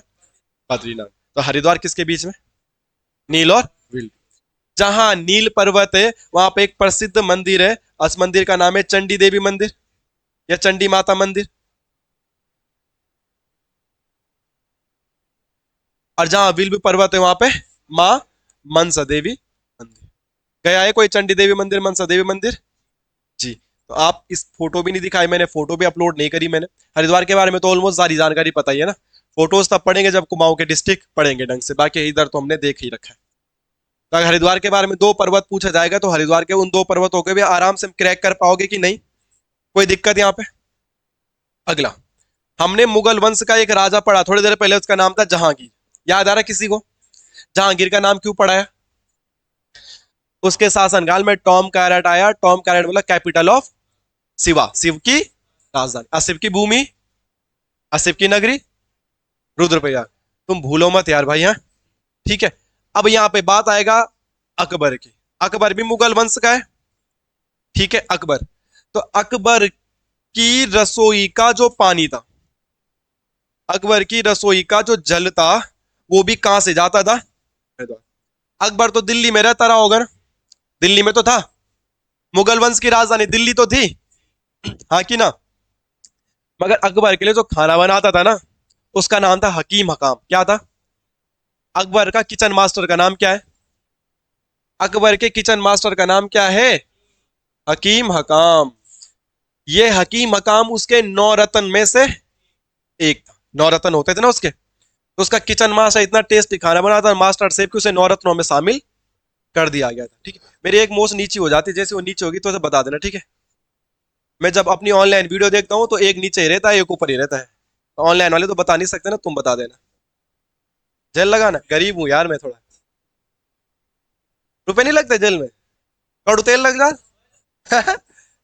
सर स्वान दो, क्या बोलना है? क्या बोल रहा है? एलोवेरा। चलो अब बात करते हैं इससे। जो अकबर के नौ रत्नों में एक हकीम हकाम था, इस हकीम हकाम ने अकबर को बोला मैं खाना तभी बनाऊंगा जब पानी हरिद्वार से आएगा, ये तो मैं खाना नहीं बनाऊंगा। अकबर ने बोला तो पागल हो गया क्या कि पानी से मतलब है तो खाना बना। इसने बोला नहीं, हरिद्वार के पानी में कुछ स्पेशल बात है। अकबर ने बोला कैसी बात है? तब दो पानियों को इकट्ठा किया गया घड़ों में, हरिद्वार से गंगा जल उठाया और दूसरा सामान्य पानी जो भी आता रहा होगा वहां वो उठाया, और दोनों पानियों को संभाल के रख दिया। और फिर 3 महीने 6 महीने बाद उसे देखा गया, तो जो गंगा जल था उसमें कभी कीड़े नहीं पड़े, वो साफ का साफ रहा, वो तब भी ड्रिंकेबल रहा। मगर जो दूसरा पानी था बस गंद आने लगी, बास आने लगी, कीड़े मकोड़े दिखने लगे उसमें। उसने भी बोला यार अकबर ने वाकई में कुछ तो बात है गंगा जल में। अब अकबर उस टाइम बोला जाता किताबों में तो हमें पढ़ा दिया जाता अकबर महान, ठीक है। वो महान था या नहीं था, मगर अकबर का साम्राज्य काफी बड़ा था। तो अकबर थोड़ा सा एटीट्यूड बॉय, उसने बोला कि भाई जब गंगा जल इतनी भयंकर बात है गंगा जल में, तो गंगा जल में अटैक अटैक कर दो, जहां से गंगा आती क्या है वहां से क्या कर दो, अटैक करो। और वहां तुम अटैक करोगे तो हम जीत जाएंगे, और जब गंगा जहां से निकल ही रही है हम उसी क्षेत्र को जीत जाएंगे, तब गंगा जहां तक जाएगी वो सब हमारा ही हो जाएगा। उसने बोला अटैक करो यार, जब इतनी बड़ी, उसको तो पता नहीं था ना इसके बारे में, हकीम काम ने उसे बताया। उसने बोला यार तो खतरनाक की बात होगी। फिर अकबर ने अपनी सेना तैयार करी और भेज दी कहा, हरिद्वार, कि जाओ और अटैक करो। अब जाना गंगा नदी के ऊपर ऊपर ऊपर ऊपर ऊपर, अब पता करना निकल कहां से रही है, और जहां से निकल रही वहां भी अटैक करके उस राजा को हरा देना, और तब सब हमारा ही हो जाएगा। तो इसीलिए क्वेश्चन आता है कि अकबर की रसोई में गंगा जल जाता था, और इस अकबर ने अपनी सेना को, अपनी सेना को गंगा नदी का उद्गम पता करने भेजा था। गंगा नदी का उद्गम पता करने भेजा था। क्यों भेजा होगा तुम्हें पता है ना? या आप लोग समझ रहे हो क्यों भेजा इसने? क्योंकि चालबाजी दिखा रहा था ना, ज्यादा हीरो बन रहा था। मगर इस समय हरिद्वार के क्षेत्र में आता है गढ़वाल में, और इस समय गढ़वाल का राजा कौन था? सहजपाल। कौन है इसका नाम? सहजपाल। अरे हरिद्वार तक तो पहुंच ही गए, हरिद्वार से ऊपर ऊपर ही ऋषिकेश जैसे ही जा रहे थे तो सहजपाल की फौजी बॉर्डर पे खड़े थे, आजकल जैसे बीएसएफ वाले रहते हैं। हाँ भाई कख लगो, तुम समझो पहले आनी गढ़वाल, फिर तुमको देखा कि ये लड़ाई करने को आतुर हो रहे हैं, तो सहजपाल की सेना ने अकबर की सेना को यहां से भगा दिया कि हरिद्वार तक पहुंच गए भाई, ऊपर आने की कोई जरूरत मत करना। तो क्वेश्चन आएगा जब अकबर ने गढ़वाल पे आक्रमण किया था, that time the king of Garhwal कौन? सहजपाल। क्या सहजपाल को अकबर हरा पाया? नहीं हरा पाया। उसके बाद दोबारा अकबर ने ट्राई नहीं किया कि पता करते। ठीक है, क्यों नहीं किया, ऐसा रीजन क्यों होता था ना, अकबर जो रह रहा है या जो देसी के जो राजा है, वो प्लेन्स में रहते हैं। वो कहाँ रहते हैं? प्लेन्स। और जो हमारे गढ़वाल कुमाऊनी के राजा थे कहाँ रहते हैं? पहाड़ों में। तो इसीलिए इनको कभी हराने में आसानी नहीं, बहुत मुश्किल से इनको हराया जाता था, नहीं तो हरा भी नहीं पाते थे। आपने देखा गढ़वाल में एक रानी को नक कटी रानी कहा जाता है। उसने कर्णावती ने मुगल सैनिकों के नाक काट दिए थे। नाक काटना मतलब बेइज्जती करना नहीं होता, तो नाक काट दिए थे। ऐसा तो नहीं कि सबके नाक काट दिए, अब इसको पकड़ के हजार लोगों को नाक ही काटते रहोगे तो हो तो क्या कि घप कटेगा तो मोरी गए। तो नाक काटने का मतलब बेइज्जती करना नहीं, बोला तूने नाक कटा दी। तो ऐसा मत समझना नाक कटी रानी तो के करके नाक ही काट रहे थे सबके। एक दो के नाव को बेट डम आ दिया उन लोग, गरम गरम गरम लोहे से ऐसे डम दिया तो वहां पे धब्बा पड़ जाएगा ना, तो किसी के नाक पे धब्बा पड़ जाएगा तो मिटेगा नहीं जल्दी, तो पता रहेगा इसने नाक कटा के आ रखा है। तो ऐसा मत सोचना कि करके चक्कू से बस नाक ही काट रहे थे। ठीक है, तो मतलब गढ़वाल के राजाओं को नहीं हरा पाए, वो भी मुगल के राजा। रीजन बिहाइंड दैट कि उन लोगों को जस्ट मैदानी भागों में युद्ध करना आता है, पहाड़ों में कैसे युद्ध करना है वो उनको। अब ये लोग तो पहाड़ी है, कहीं पत्थरों के पीछे छुपे हैं, कभी भेटक छुपी आजी, कभी डालो पीने छुपे आजी, कखुम क्या कखुम सब पता चल। और सबसे बड़ी बात है कि युद्ध एक दिन का नहीं होता है, युद्ध 15-20 दिन का होता है। अब पहाड़ों में हमें तो पता है कहाँ कहाँ पानी की व्यवस्था है। अब लड़ाई करने तुम गए हो तो खाना पीना पानी ये तो सब कुछ होगा, सेना आ रही है, खाना बनाने के लिए पानी तो चाहिए। मगर जो पहाड़ी फौजी उनको तो पता है कि किधर किधर पानी, पर तुम्हें थोड़ा ना पता है। इनको पता है कि पानी के दो स्रोत है, एक जगह खुद से ले आएंगे और एक जगह उनके लिए छोड़ देंगे और वहां जहर मिला देंगे। और ऐसे युद्ध लड़े जाते थे पहले, ऐसे कैसे पता लगेगा उनको? तो इसलिए वो लोग हार मान जाते थे। ये तो अकबर का नाम तो हमने किताबों में कितना पढ़ा है, वो गढ़वाल के राजा को नहीं हरा सकता था, नहीं हरा पाया। मुगल सेना के एक गढ़वाल की रानी ने नाक काट दिए, नहीं हरा सकते थे क्या? हरा सकते थे। क्यों? पहाड़ों में युद्ध करने का एक्सपीरियंस नहीं था। जैसे शहरी ड्राइवर होते, जो टूरिस्टर होते, उनके पहाड़ों में एक्सीडेंट नहीं हो जाते, क्योंकि शहरों में तो गाड़ी चलाने में ऐसा पकड़ दो गाड़ी खुद ही तो चलेगी, कुछ भी ज्यादा करने नहीं होता है। शहरी लोगों को थोड़ा ट्रैफिक का ज्यादा एक्सपीरियंस हो जाता है कि ब्रेक जरा जरा करके। मगर पहाड़ों में तो कब क्या करना है, ये पहाड़ी ड्राइवर पहाड़ी होता है ना। तो उनको पहाड़ों में युद्ध करना नहीं आता था। तो हम क्या समझे, गंगा नदी का उद्गम पता लगाने के लिए किस मुगल राजा ने अपनी सेना को भेजा था? तो हमने क्या बोला? पक्का? अरे कौन था यहाँ का राजा? किसी को कोई दिक्कत? अब एक नोट करके पॉइंट लिखना है, जब मुगलों की बात हो ही गई है, जब दिल्ली वालों की बात हो ही गई है, तो प्रश्न आएगा मुगल वंश की टकसाल। तो मुगल वंश की टकसाल कहां थी? तो आप क्या बोलेंगे? टकसाल मीन समझते हैं आप लोग? जहां पे सिक्कों को ढाला जाता है। जैसे हमारे यहाँ नोट छपते होंगे ना, तो आरबीआई छापती है। सिक्के बनते हैं तो आरबीआई बनाता है, पर सिक्के कहीं तो बन रहे हैं, एक ही नहीं है। तो उस प्लेस को मिंट मिंस्ट ऐसा कुछ बोलते हैं अंग्रेजी में, क्या बोलते हैं? टकसाल को अंग्रेजी में क्या बोलते हैं? कोई तो होगा तुम में से अंग्रेजी विद्यालयों में पढ़ा हुआ, कि सब मेरे जैसे दाल भात वाले हैं? सब तो दाल भात वाले नहीं हो तुम, कोई कोई तो स्टाइलिश लग रहा है, लाल पीले बाल वाले तो नहीं होंगे। हाँ भाई, मुगल वंश की टकसाल कहाँ थी? और टकसाल किसे कहा जाता है? जहां सिक्के ढाले जाते हैं। जैसे वर्तमान में ये काम आरबीआई करता है ना, है कि नहीं है? तो कहीं कहीं आरबीआई के नोट बनते हैं। अच्छा, मनी हेस्ट देखी तुम लोगों ने? वेब सीरीज भी नहीं देखते तुम लोग? ओहो, टाइम नहीं है, बिजी आदमी, इसका टाइम का की हम देख ला। तो टकसाल किसे कहा जाता है? जहां सिक्कों को ढाला जाता है। अब मुगल वंश में सिक्कों को कहां ढाला जाता था? अगला पॉइंट इसमें आता है गोरखों से। गोरखों के समय दास बिक्री केंद्र। तो गोरखाओं के समय दास बिक्री केंद्र कहां था? हरिद्वार। ये मैंने आपको पहले भी पढ़ाया था। गोरखाओं के टाइम पे लोगों को खरीदा बेचा जाता था, और कहां खरीदा बेचा जाता था? हरिद्वार में। तो ये क्वेश्चन आएगा तो आप इसको भी कर लोगे। ठीक है, सबसे अत्याचारपूर्ण शासन किसका था? गोरखाओं का ही रहा है। ये पॉइंट भी आप लोगों को ध्यान में रखना। किसी को कोई दिक्कत है तो बताओ। ठीक है, तो ये हरिद्वार की जानकारी मैंने आपको दी। एंड लास्ट पॉइंट इंपॉर्टेंट करके लिख लेने से, वेरी इंपॉर्टेंट कर लेना। एक बुक है जिसका नाम है news in India. News in news in India जो बुक है, वो लिखी है फ्रांसिस वाइट ने। किसने लिखी है? फ्रांसिस वाइट ने। News in India book written by Francis White. फिर अब क्वेश्चन आता है कि सर हम इस अंग्रेज की बुक को अंग्रेजी में क्यों पढ़े। तो इस बुक में उसने विवरण दिया है किसका, हरिद्वार का। तो क्वेश्चन आएगा निम्न में से हरिद्वार से संबंधित बुक कौन सी है, चार किताबों के नाम देगा। तो हरिद्वार पर आधारित बुक मतलब जिसमें हरिद्वार का क्या किया गया है, वर्णन जिक्र किया गया है। तो बुक का नाम क्या है, news in written by Francis White related with Haridwar. ये समझा ना, पक्का। बुक का नाम न्यूज इन इंडिया, राइटर का नाम फ्रांसिस वाइट और रिलेटेड विथ हरिद्वार। अपनी बातें करी होगी और उसने कभी भारत की यात्रा करी होगी, भारत में हरिद्वार आया होगा और हरिद्वार इज ए पवित्र स्थान, तो उसने वहां देखा होगा। उस समय तो ज्यादा पवित्रता थी। अभी भी आप हरिद्वार में जाओगे तो वहां शराब नहीं बिकता, मीट नहीं मिलती, अंडे नहीं मिलते, ऐसा बैन है। मगर फिर भी चोरी चुप के आजकल के मनुष्य, पापी मनुष्य कुछ ना कुछ कर ही देते हैं। आप हरिद्वार जाते हो तो पौड़ी में ही, हरिद्वार जाते हो तो उन्हें पहले ही देखा होगा वहां पे ठेका पहले ही हरिद्वार बाजार चंडी देवी मंदिर से भी पहले, बहुत पहले। हरिद्वार गए हो तुम, श्यामपुर कुछ बोलते हैं वहां के लिए, वहीं पे। देहरादून से आप आओगे तो ठेका आपको वहीं मिल जाएगा, कहाँ,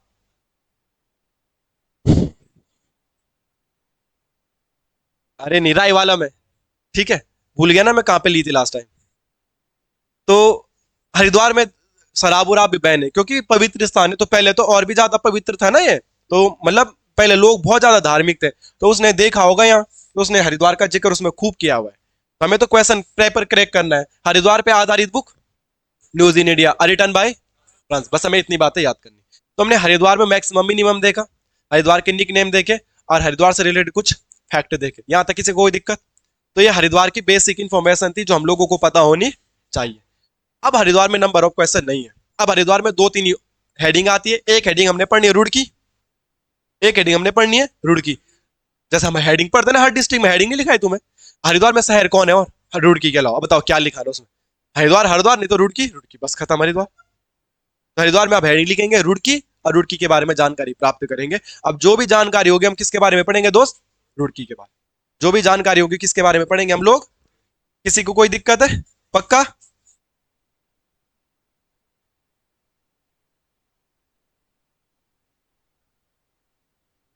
आपका नाम अमन है क्या, तुम वही हो जो पीछे बैठते थे। अच्छा, बदले बदले लग रहे हो यार। हैंड हाँ हाँ भाई मैं बहुत मेहनत कर रहा हूँ हैंड राइटिंग पे। चल कोई बात नहीं भाई, ठीक है यहाँ हमारी तो नजदीक बैठी हो आज, थोड़ा दिखे जा लिखो रुड़की। रुड़की पे पहला पॉइंट जो आप सभी लोगों को मैंने थोड़ी देर पहले बताया था कि रुड़की सौलानी नदी के तट पर बसा है, पहला पॉइंट लिख लीजिएगा, लिख दोगे, तो लिखो पहला पॉइंट। थोड़ी देर पहले तो लिखा है सोलानी नदी, Roorkee situated in bank of river Solani. हे भगवान, सो अलानी, सोनाली नहीं, सोनाली तो वो है जो तुम्हारे साथ पढ़ती थी, वो अलग है, ये अलग है, ठीक है।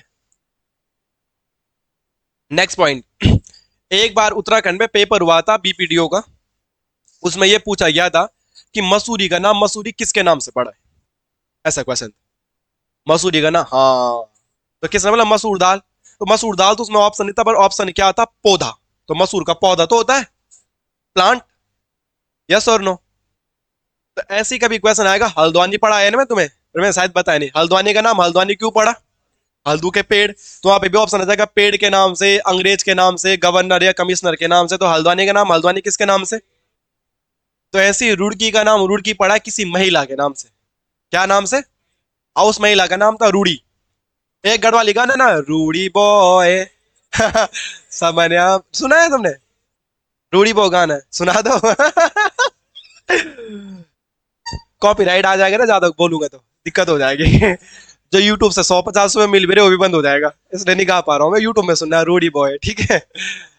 तो अगला पॉइंट लिखना, रुड़की का नाम रुड़की किसी महिला के नाम पर रखा गया है। अब महिला का नाम था रूडी, रूडी बॉय, बॉय ने बोलो बे वो तो गाना है रूडी बॉय, महिला का नाम क्या था, रूडी। अब बॉ किसे बोलेंगे, भाभी को। आजकल तो गढ़वाली कुमामनी खूब पेपर में आ रही है, तो रूडी मतलब, ओ सॉरी, बॉ भाभी मतलब बॉ, बॉ मतलब भाभी।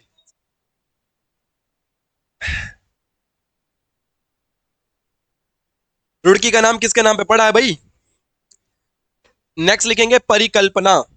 रुड़की जो वर्तमान शहर है ना, जो मॉडल है रुड़की का, इसकी परिकल्पना किसने करी थी? परिकल्पना मतलब जिसने सोचा होगा यार कि यार रुड़की भी एक शहर होना चाहिए, यार ऐसा ऐसा होना चाहिए, रुड़की भी एक शहर होना चाहिए और ऐसा ऐसा होना चाहिए, कोई तो सोचा होगा। तो बहुत अच्छा जवाब दिया अजीत भाई ने, और उसने जवाब दिया थॉमस। तो आप इसे याद कर सकते हो, थॉमसन। क्या याद कर सकते हो? ऑप्शन में सही कर देता हूं। मैं आप लोगों को बताया हूं कि मैं जिला सीरीज ऑलरेडी यूट्यूब में भी पढ़ाया हूं, तो एक बार आप घर पे 2x में भी उस क्लास को देख के आ जाते, और आपको ये दोबारा पढ़ने के लिए मिलता ऑफलाइन, तो आपको बहुत ज्यादा समझ में आता।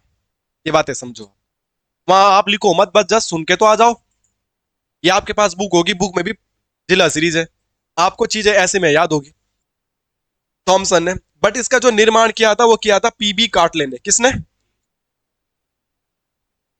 पीबी कार्ट, इसका असली नाम है प्रॉबी कार्टले, तो इसे पीबी कार्टले के नाम से प्रॉबी लिख दो आप। तो प्रॉबी कार्टले ने इसको बनाया था। ठीक है। सोचा किसने था? कल्पना मतलब सोचना कि यार ऐसा ऐसा होगा, ऐसा ऐसा होगा। मगर अब ठेकेदार तो अलग ही होगा ना, बनाने वाला तो अलग ही होगा। तो कौन है वो?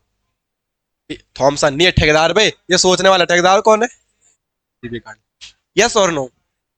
अब अब बात नहीं करेंगे। उत्तराखंड में एक बहुत बड़ी नहर है और उसका नाम है गंगा नहर।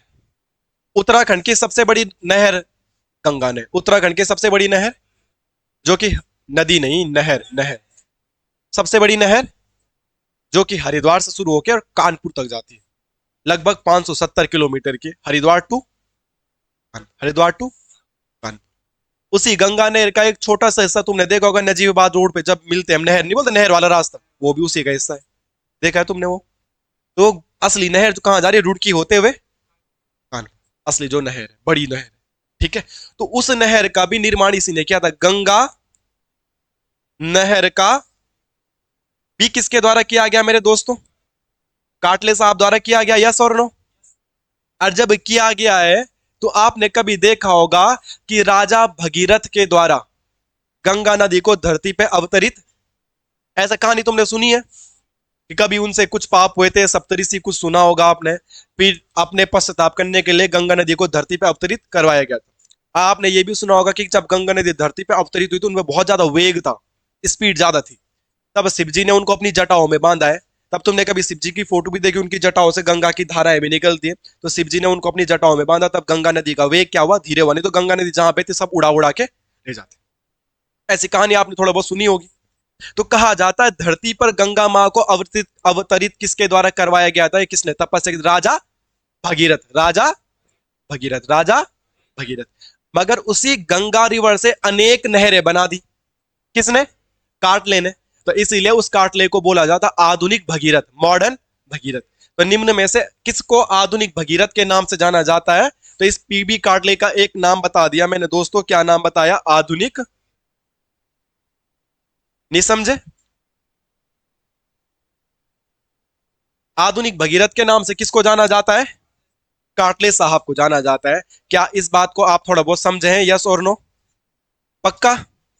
नेक्स्ट और आगे लिखते हैं रुड़की के बारे में। क्या क्या बात है हमें रुड़की के बारे में याद करनी है, वो चीज आप सुनने का प्रयास करें। बातें नहीं करेंगे और समझने का प्रयास करेंगे कि चीजें कैसे कैसे हुई है, क्या क्या हुई है। किसका? 1842 से 1854 के बीच में। 1842 से लेकर 1854 के बीच में। ठीक है। और कुछ किसी को कोई समस्या? कुछ और तो नहीं पूछना?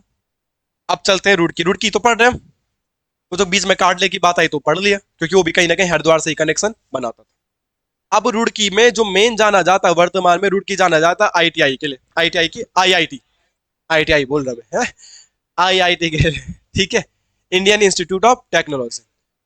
भारत के 7वें नंबर का आईआईटी का दर्जा भी रुड़की आईआईटी को प्राप्त है। तो रुड़की में पहला इंजीनियरिंग कॉलेज बना था।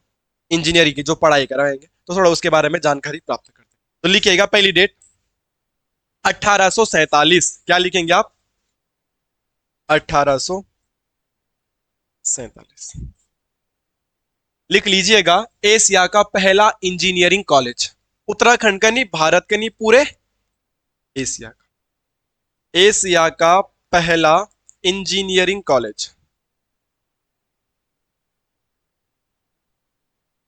एशिया का पहला इंजीनियरिंग कॉलेज कौन है मेरा दोस्त? आईआईटी रुड़की, जो 1847 में बना था। ठीक है, कोई दिक्कत?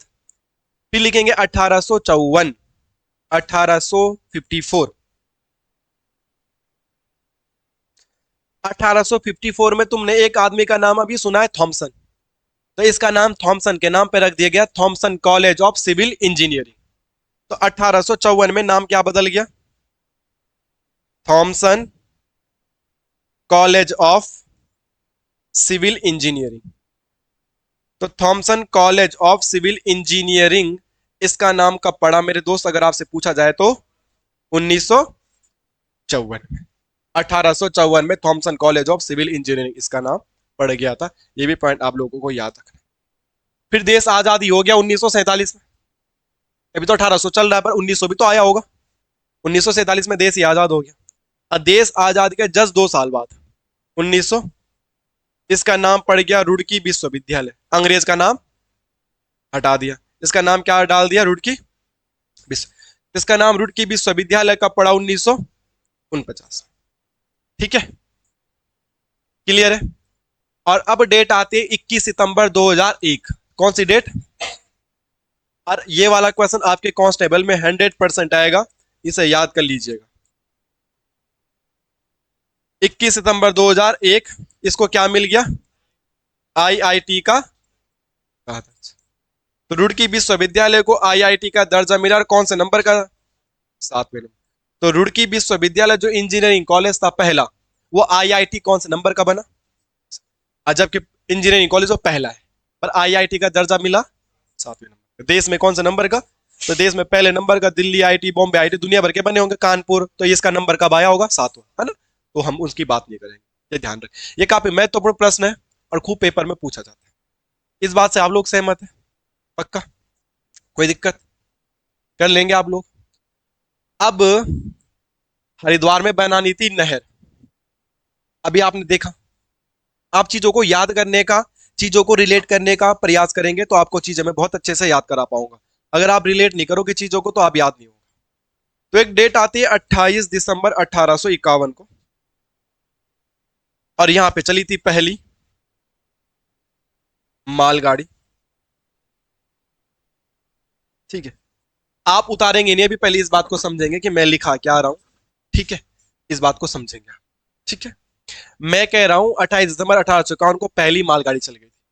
जबकि आपसे कभी पूछा जाएगा पूरे भारत में पहली ट्रेन कहां चली, तो 1854 में। कहा? बॉम्बे टू थाने, 16 अप्रैल को। इसलिए 16 अप्रैल को रेलवे डे मनाया जाता है। कहा? मुंबई में। मगर 54 से पहले तो 51 नहीं आता है। और हम बोले यहाँ क्या चल चुके हैं? ट्रेन और मालगाड़ी लगभग सेम ही तो है। उसमें माल जा रहा है मालगाड़ी, इसमें सवारी जाती है तो सवारी गाड़ी ट्रेन बोल रहे हैं। ओके, हमारे यहाँ बन रही थी नहर।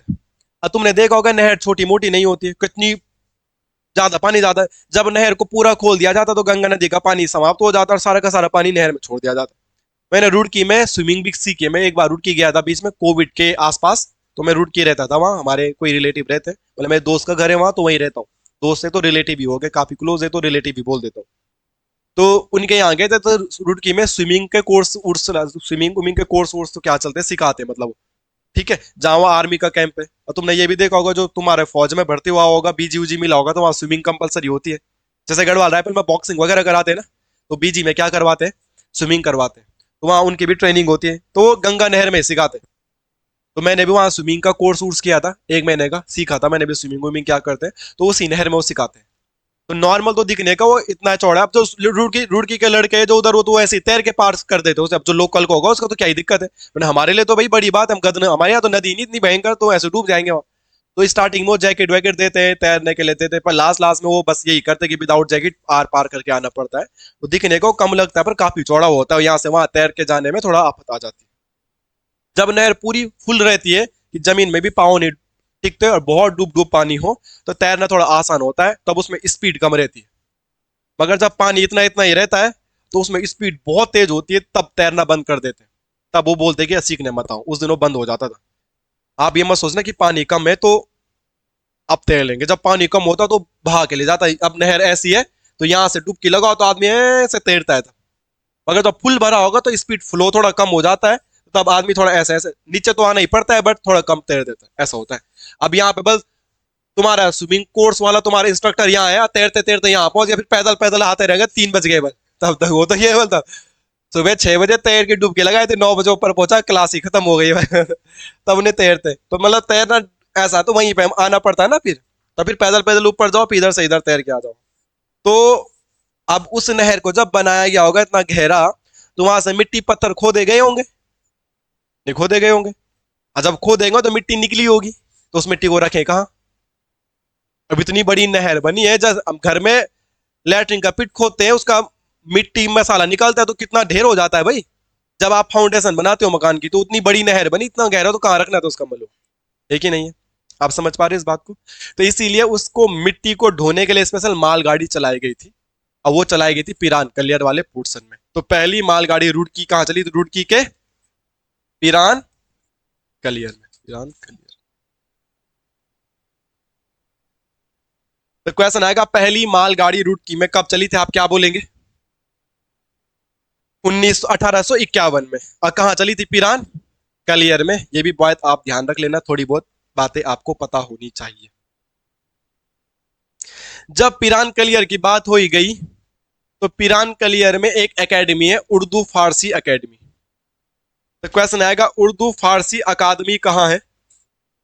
पिरान कलियर। द मोस्ट इंपॉर्टेंट पूछा जाएगा आपसे कि उर्स मेला कहाँ लगता है? यहाँ पे एक मेला लगता है, उस मेले का नाम है उर्स मेला। उर्स मेला। तो क्वेश्चन आएगा, उर्स मेला कहाँ लगता है? तो भी आप क्या बोलेंगे? पिरान कलियर। और इसी पिरान कलियर में पहली बार क्या चली थी? मालगाड़ी। कब? 1851 में। तो आपने समझा होगा 1851 में मालगाड़ी चली थी तो मिट्टी ढोने के लिए ही चलाई गई थी, वो सवारी गाड़ी नहीं थी। तो इस बात को आप समझ लेना, क्या मुद्दा है क्या मुद्दा नहीं। किसी को कोई दुख तकलीफ होगा, कोई समस्या होगा, तो बेझिझक होके बताना।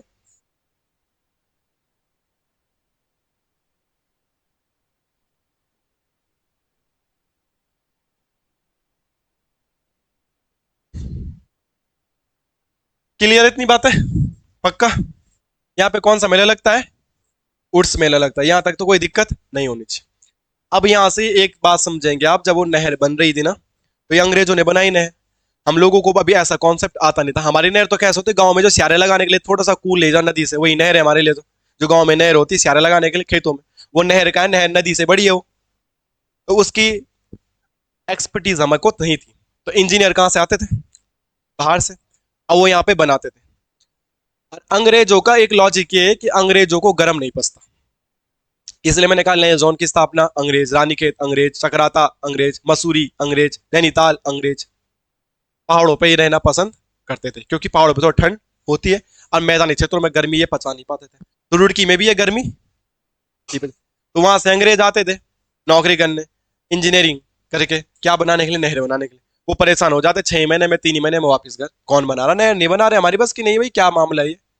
तो इसीलिए अंग्रेजों ने सोचा कि क्यों ना यहीं के लोगों को सिखा दिया जाए कैसे बने। तो वहां के लोग आए और उन्होंने वहीं पे उनको सिखा दिया कि कैसे बनाना है। तभी तो उसको क्या बोलते हैं? इंजीनियरिंग। तब वहां पे किसकी शुरुआत हो गई? इंजीनियरिंग। तो क्यों बनाएंगे इंजीनियर? इंजीनियर यहाँ तो नहर बना रहे थे, उनके बंदे वहां से आ रहे थे, उनके यहाँ प्रॉब्लम हो रही थी सर्वाइव में। तो उन्होंने कहा परमानेंट 4-5 साल तक तो नहर कौन बना रहा है, इतना साल तक तो हम रह नहीं पाएंगे, तो उससे बड़े इनको सिखा देता, ये खुद ही बना लेंगे फिर। अब सिखाया उनको टेक्निकल एक्सपर्ट, जहां पे तुम्हें टेक्निकल एक्सपर्ट सिखाया जाएगा उसी को इंजीनियर बोलते हैं। जैसे आजकल आईटीआई वाले भी इंजीनियर बोलते हैं अपने आप को, पॉलिटेक्निक वाले तो बोलते हैं हम ईचो जीचो, ठीक है ना? असली इंजीनियर मतलब बीटेक एमटेक वाले तो चलो इंजीनियर ही होते हैं ना, पर वैसे ये भी इंजीनियर ही है, क्या ही बोल सकते हैं, ठीक है? तो उनको भी सिखा दिया वहां पे, तो वही मतलब जो काम उनको सिखाया होगा, दैट्स व्हाई वहां पे किसकी शुरुआत हो गई? इंजीनियरिंग कॉलेज की। अभी उसे आईटीआई का दर्जा मिल गया, कब? 2001 में। कौन से नंबर का? थाला फॉर रीजन। कल थाला फॉर रीजन गाली खाने से बच गया जरा, थोड़ा जल्दी आ गया धोनी। अगर धोनी कल भी 9 10वें नंबर पे आता तो और मीम्स बन जाते 2-4, ठीक है? हाँ बदनाम कर दिया धोनी, नाम नहीं गलत होगा नहीं, थाला फॉर रीजन ऐसा है ना तो धोनी का। अच्छा प्लेयर है, अच्छा कैप्टन है, अच्छा कीपर है, कोई दिक्कत नहीं है। पर दिक्कत ये है कि बॉलर से बाद में नहीं आना है। बैटर है, पहली बॉल में आउट हो सकता है, बैट्समैन होते नहीं है क्या? पहली बॉल में भी तो बैट्समैन ही तो आउट होगा, मगर बैट्समैन खेलने नहीं आ रहा, तो वो गलत है ना यार। आउट तो बैट्समैन ही होगा, आके आउट हो जाओ कोई दिक्कत नहीं है। कल तो खेलने आया था, कल लग रहा था कि निकल्टन कोई रिकल्टन कोई भेज तो ठीक था, वो आते ही छक्का मार गया था, 6 रन से तो जीते। कल देर में आना था। परसों जल्दी आना था, कल देर में आता तो जीत जाती चेन्नई। चलो छोड़ो, अब कोई ऑनलाइन अपलोड करूंगा, कोई थाला का फैन होगा तो गाली देगा फिर। कमेंट ऑफ करने पड़ेंगे। नेक्स्ट लिखो, चलो आगे। रुड़की में अब जल्दी जल्दी लिख लो दोस्त है। नेक्स्ट पॉइंट, रुड़की में सीबीआर आई है, ये कांस्टेबल के ही पेपर में पूछा गया था, central building research institute, CBRI, central building research institute, केंद्रीय भवन अनुसंधान संस्थान। सेंट्रल बोले तो केंद्रीय, बिल्डिंग बोले तो भवन, केंद्रीय भवन, भवन अनुसंधान संस्थान, और अंग्रेजी में सेंट्रल बिल्डिंग रिसर्च इंस्टीट्यूट। ठीक है, केंद्रीय भवन अनुसंधान संस्थान या CBRI, central building research institute, कक्ष रुड़की। तो रुड़की पढ़ रहे तो आगे लिखने की जरूरत तो नहीं है ना, रुड़की, रुड़की में। नेक्स्ट लिखिएगा, सिंचाई अनुसंधान संस्थान, इसके तो फॉर्म भी आने वाले थे, पता नहीं कहां गए। सिंचाई अनुसंधान संस्थान, सिंचाई, सिंचाई को तो क्या ही बोलेंगे अंग्रेजी में, पता नहीं है दोस्त यार। हाँ तो वही लिख लेना, अनुसंधान मतलब रिसर्च, और संस्थान मतलब इंस्टीट्यूट, तो इरिगेशन रिसर्च इंस्टीट्यूट लिख दो। सिंचाई अनुसंधान संस्थान, सिंचाई के लिए जो भी रिसर्च होगा वो किधर होता है, रुड़की में। ठीक है, तो दो अनुसंधान पढ़ लिया तुमने, भवन का भी और सिंचाई का भी। नेक्स्ट लिखिएगा, रुड़की में और क्या है। हाँ 1928 में बना था, तभी उसके आगे 1928 लिखा। नेक्स्ट, केंद्रीय बिल्डिंग रिसर्च इंस्टीट्यूट, 1928 लिखा तो है, 1978। इनकी डेट नहीं पूछी जाएगी आप लोगों को, ठीक है, आप नॉर्मल याद कर लेना,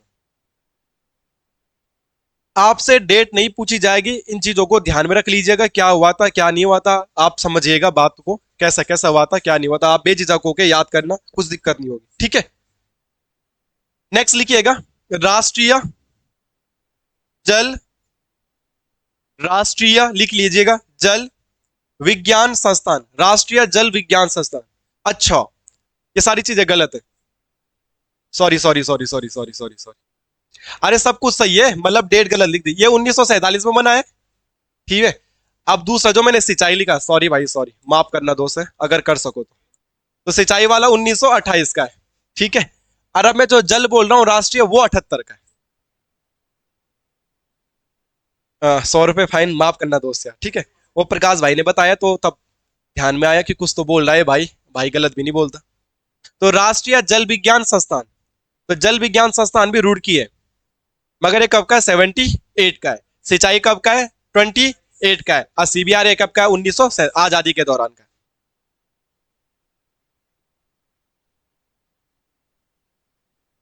राष्ट्रीय जल विज्ञान संस्थान, राष्ट्रीय जल विज्ञान संस्थान कब का है, और सिंचाई वाला और बिल्डिंग वाला, ये थोड़ा मिस्टेक हो गया था, उसको सही कर लीजिएगा। तो ये था रुड़की के बारे में।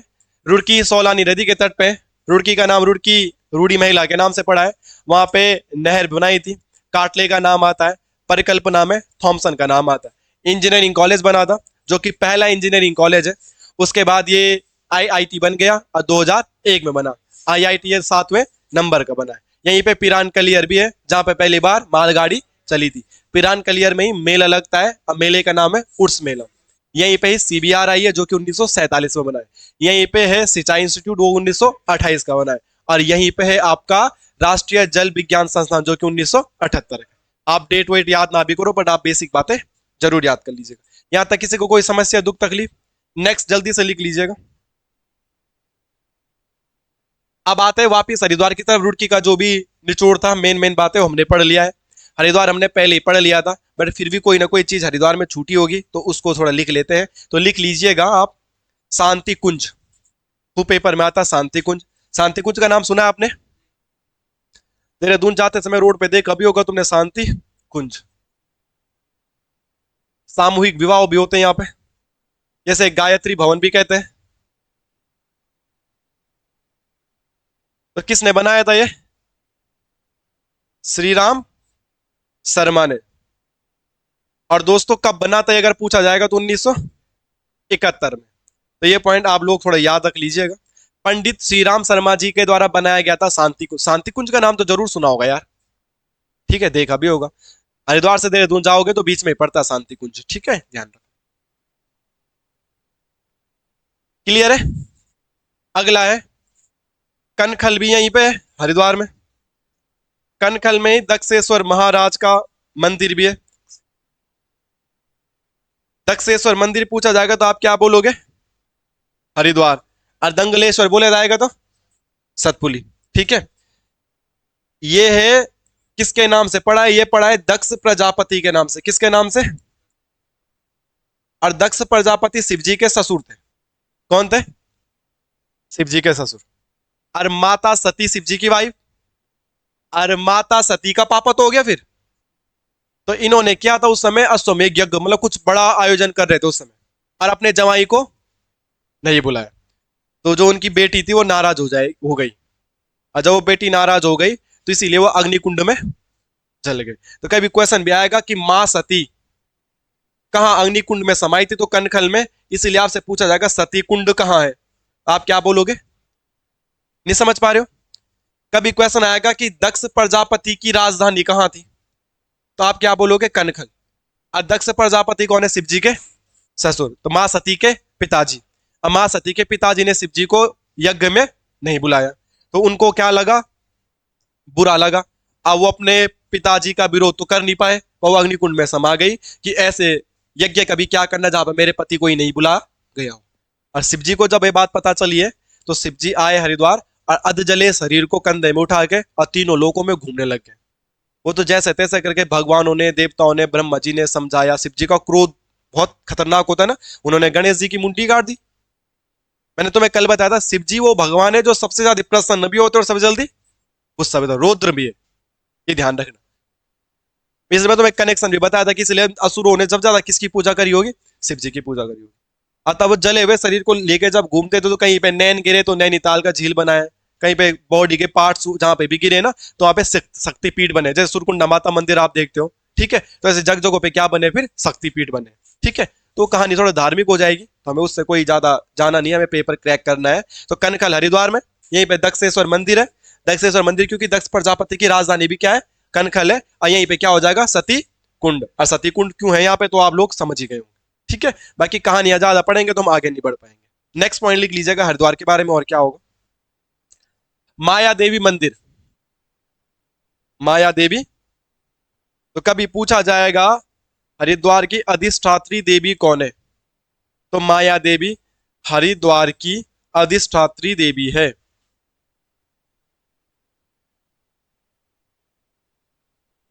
जैसे ना आप घर में पूजा तो सब भगवानों की कर रहे हैं, मगर हमारे गांव में एक कुल देवता होता है ना, अपने अपने, जैसे मेरे गांव में सिद्ध बाबा को पूछते हैं, आपके गांव में किसी को पूछते होगे, अपना एक कुल का देवता होता है।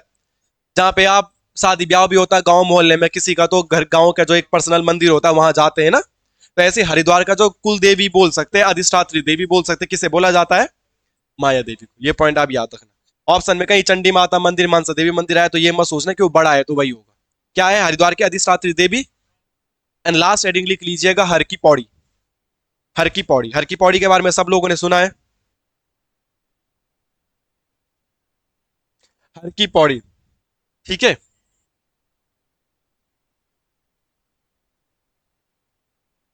ठीक है।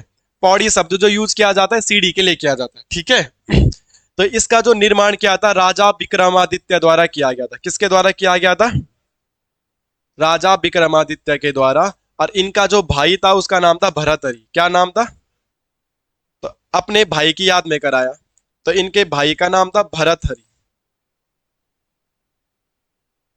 ठीक है। या भरतहरि, आप जो भी लिखना चाहते हैं आप लिख सकते हैं। ऐसा नाम था राजा विक्रमादित्य के भाई का, और अपने भाई की याद में उन्होंने क्या किया था? हर की पेड़ी का या हर की पौड़ी का निर्माण किया था। इस बात से आप सहमत हैं? उसके बाद हमने देखा होगा कि अकबर का भी कोई ना कोई कनेक्शन बनता है, किससे? हरिद्वार से। हमने ये भी देखा है कि जल लेके भी कहां से जाते हैं? हरिद्वार से। तो अकबर का एक सेनापति था जिसका नाम है मान सिंह। क्या है? अकबर का सेनापति का नाम क्या था? तो मान सिंह ने इस हर की पेढ़ी का क्या किया? जीर्णोद्धार किया है। क्या किया है? जीर्णोद्धार का मतलब रिकंस्ट्रक्शन। तो क्वेश्चन आएगा हर की पेढ़ी का निर्माण विक्रमादित्य, बट हर की पेढ़ी का जीर्णोद्धार मान सिंह, रिकंस्ट्रक्ट पुनरुद्धार मान सिंह। ऐसा कोई पॉइंट बनेगा तो आप क्या बोलेंगे? मान सिंह। यहां तक कोई दिक्कत आप लोगों को? हर की पेढ़ी का जीर्णोद्धार किसने किया दोस्त? मान सिंह। हर की पेढ़ी का निर्माण किसने किया दोस्त? विक्रमादित्य। निर्माण विक्रमादित्य ने भाई। ठीक है। और जब मान सिंह ने रिकंस्ट्रक्शन किया तो जो आजकल सीढ़ी है ना उसी टाइम की बनी होगी फिर, जो हर की पौड़ी है। तो इसीलिए कहा जाता है मान सिंह को आधुनिक हरिद्वार का निर्माता। क्या कहा जाता है?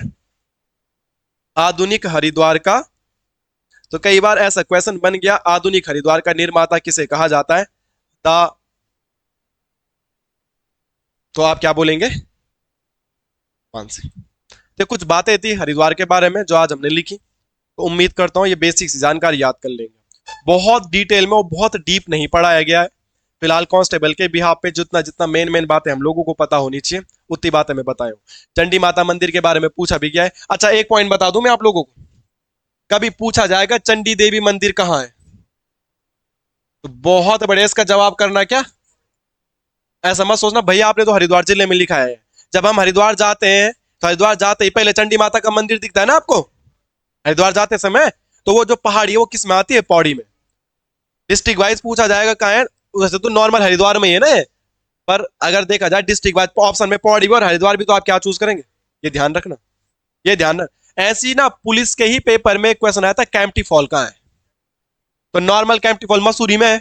अब मसूरी देहरादून में आता है, मगर कैंपटी फॉल टिहरी में आता है। बॉर्डर क्रॉस हो गया ना। वैसे हम पढ़ेंगे भट्टा फॉल तो देहरादून में ही है, पर जब हम पढ़ेंगे क्या देहरादून डिस्ट्रिक्ट, तो वहां पे चर्चा करेंगे। वैसे ये मत सोचना कि मैंने हरिद्वार में लिखा है ये तो हरिद्वार ही होगा। डिस्ट्रिक्ट वाइज पूछा जाएगा तो कक्ष ध्यान रखना। जैसे कि हमने तुम्हें नीलकंठ मंदिर लिखा होगा कभी, तो नीलकंठ मंदिर हम पौड़ी पढ़ते हैं, है तो ऋषिकेश पर जिला वाइज, तो ध्यान रखना इन बातों का ना कि ये चंडी देवी मंदिर क्या करेंगे हम, इसका आंसर पौड़ी। पेपर में आ चुका है। शांति कुंज 1971 पेपर में खूब आया है, और रुड़की विश्वविद्यालय मैंने कहा वो पेपर में आएगा 21 सितंबर 2001 को दोबारा पेपर में आएगा, उसे देख लेना, वो पेपर में पूछा गया। और शांति कुंज के बारे में भी थोड़ा बहुत जानकारी आप प्राप्त कर लेना। ठीक है दोस्त, बाकी कभी भी पढ़ने में कोई दिक्कत होगी तो बेझिझक होकर पूछना। अब निकालो क्या पढ़ना है हमने। हिंदी, हिंदी में हम क्या पढ़ रहे थे? संधि में हमने 3-4 संधियां पढ़ ली थी, कौन कौन सी? हमने जो संधि पढ़ाई आपको, मैंने आपको दीर्घ संधि के रूल बताए थे, प्रैक्टिस भी कराई थी। दीर्घ के बाद गुण भी पढ़ा लिया, गुण के बाद और क्या पढ़ा है? वृद्धि संधि भी पढ़ा दिया है। और आज हमने पढ़ना है हिंदी की सबसे जो ज्यादा पेपरों में पूछे वाली संधि है वो यण संधि है, तो आज हम यण संधि के बारे में पढ़ेंगे।